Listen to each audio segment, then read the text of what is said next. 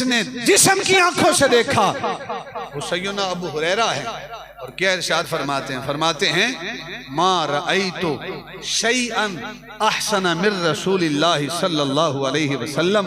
फरमाते हैं लोगों, अल्लाह की इज्जत की कसम, मैंने इस कायनात में, अल्लाह की इस धरती के ऊपर किसी शय को, मा रअयतु शैअन कहा है, मा रअयतु रजुलन नहीं कहा कि किसी मर्द से ज्यादा, नहीं, मा रअयतु शैअन, मैंने किसी शय से ज्यादा आमना के लाल से बढ़कर किसी को हुस्न का पैकर नहीं देखा।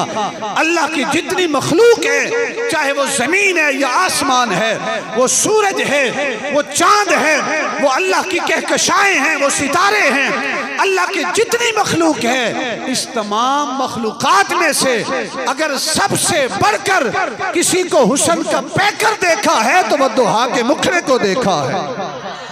और खुद कहते हैं कि अन्न शम्सा तजरी फी वजहिही, गोया के सूरज हुजूर के चेहरे में तैरता हुआ नजर आता था। अरे जिसने करीब से देखा उसने कहा कि हुजूर के चेहरे से बढ़कर हुस्न का पैकर मैंने किसी को देखा ही नहीं है। और जिसने दिल की निगाह